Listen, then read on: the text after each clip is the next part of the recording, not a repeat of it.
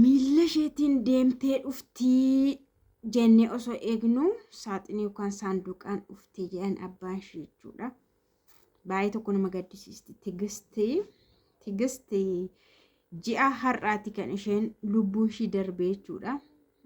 Kan mana hidhaa Saawud Arabiyaatti lubbuun ishee darbe jedhamee ji'a har'aati. Nagaa waaqayyo isiniif haa baay'atu. Akkam jirtu nagaa keessanii nagaa kiyya galata waaqaa ta'u.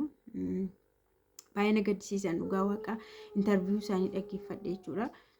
Torban har'aatidha kan isheen duute jedhame. Garuu erga gaafa dhagaanii ilaala ji'a tokko guutuu tooreeffi ishiyyuu dhufiini gaddaa turanii jechuudha. Ji'a guutuu erga gaddanii reeffi ishii ji'a boqatteetti biyya qaqqabee jechuudha. Biyya qaqqabee awwaallatanii jechuudha dhugaa waaqa. Baay'ee nama gaddisiisti. Abbaa ishii faana akkaataa isaan itti walitti dhiyaatan ajaa'iba jettu. Haadha kiyya jedheetu kan abbaan ishii waamu.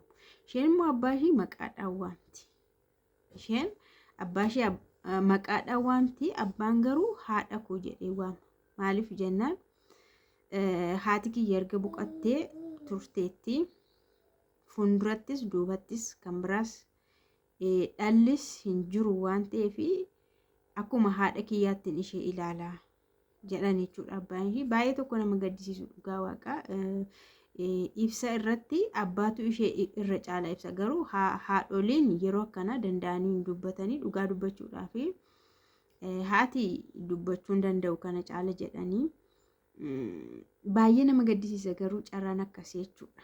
Carraan akkasii baay'ee nama gaddisiisa. Waggaa shanaffaa isheetti jechuudha. Mana isheen jiraattu illee mana baay'ee gaariidha jedhanii galgalaaf ganama kan walii bilbilu jedhan argitanii. Mucaa fi abbaan garmalee rileeshinii cimaa qabu akka hiriyaa jechuudha. Akka yeroo ammaa jaalalleewwanii guyyaa guutuu wal faana haasa'aa oolanii yookaas ganamaaf galgala fa'aa wal faana haasa'anii. Abbaa fi isheen garuu Tigist garuu ganamaaf galgala kan isaan waliin haasa'anii jechuudha. Ganamaaf galgala yeroo hundumaa baay'ee wal dubbisu jechuudha. Abbaan ishii maal jedhan seetanii ani kana jechuun akkattiin hin dhufti jedhee tasa yaadeeyyuu hin beeku. Garuu dhukkubsatti laata. Dhukkubsattee fa'aa dhufti laata kan jedhu shakka. Dhukkubbii fa'aan shakka malee hojii baay'ee waan hojjettuu fi dhukkubaa fa'aa dhukkubsattee tasaa fa'aa dhukkubsatti laata jedheen shakka malee. Akkasitti yoomuu malee akkasitti saanduqaan fe'amtee nu dhufti jedhanii yaadeen beeku jedhanii dhugaa waaqa. Dhuguma namni kamuu ijoolleessa akkanatti hin dhufti jedhanii namni yaadu hin jiru. Namni eeggatus hin jiru. Garuu maal godhu miti carraadha dhugaa waaqa. Kan isaanii immoo tokkittiidha. Kan itti irraanfatanis hin qabanii umuriidhaan illee ganaa kana booda ijoollee dhaala godhanna yoo jedhanis waan yaadamu miti dhugaa waaqa. Mucaa tokkittii durba tokkittiidha.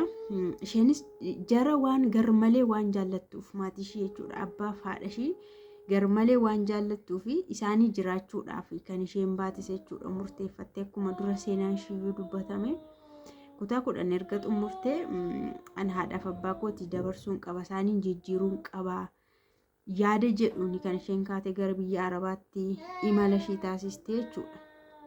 Haa ta'u garuu isheen maatii ishee faana turte, maatii ishee gargaaraa turte haga har'aatti haga gaafa qabamtutti jechuudha.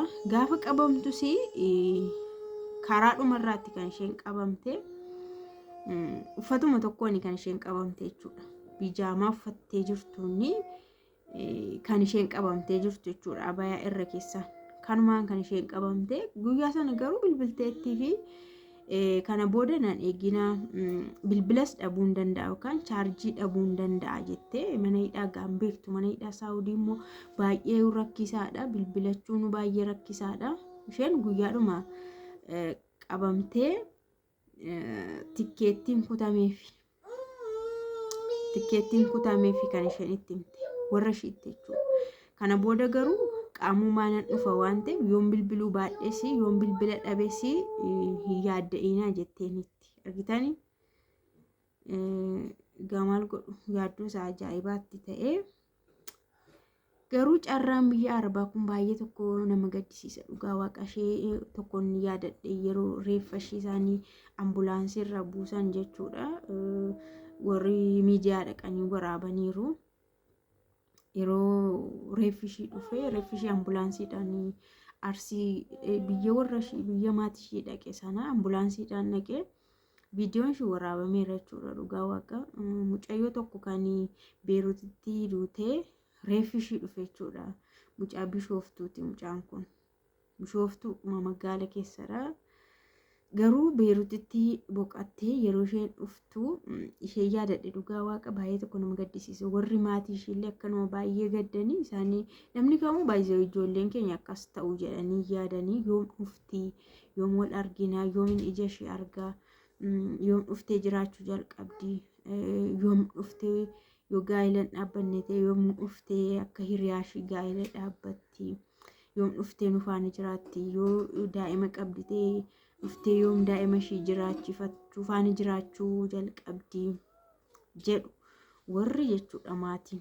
Kana yaadu malee tasa dhugaa waaqa namni kamuu namni ormaayyuu akkasin taa'ama jedhamee yaadamu garuu duuni baay'ee hamtuudha dhugaa waaqa.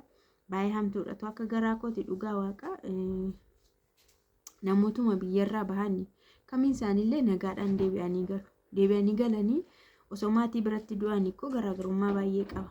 Maatiin dhukkubsachuu kee argee yoo hin danda'a ta'e iddoo ta'e si geessee si yaalchisee hamma humna isaatti illee si yaalchisee si gaggaragalchee si ilaalee dhukkubsachuu kee argee gaafa boqattullee argee garaasaa kutata. Kun garuu dhugaa waaqa baay'ee hamaadha jechuudha. Baay'ee hamaadha.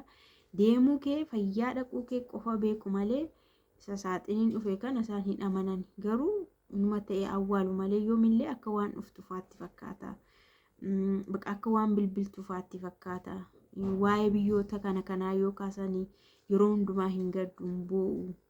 Waa'ee biyya Arabaa fa'aa yoo dhagaanii baay'ee gaddu jechuudha dhugaa waaqa. Warroonni akkanatti ijoollee isaanii dhabanii bara kana keessa immoo baay'eedha namni ijoollee isaa dhabee akkattiin reenfi gara biyyaatti fa'aa galeeyyuu danuudha jechuudha dhugaa waaqa. Kallattii garaagaraatiin biyyoota garaagaraa bakka baay'eetti reenfi galee garuu waaqni qofaan sinaa eegu dhugaa waaqa. Waaqni qofaan nagaadhaan akka baatanitti nagaa keessanii sinaa gashu. Maatii kana yeroo ilaalu dhugaa waaqa namni du'e hin dhaga'ullee mucaan kun yaa boqatteetti ijoollummaa isheetiin boqattee waan tokkoon argiin boqattee toon heerumiin boqattee to akka hiriyaa ishee waanuma tokko waan namni kamu keessa darbu ullee kee darbuu miti ruubii isaayyuu toon argiin kan isheen boqattee baay'ee nama gaddisiisti gaa.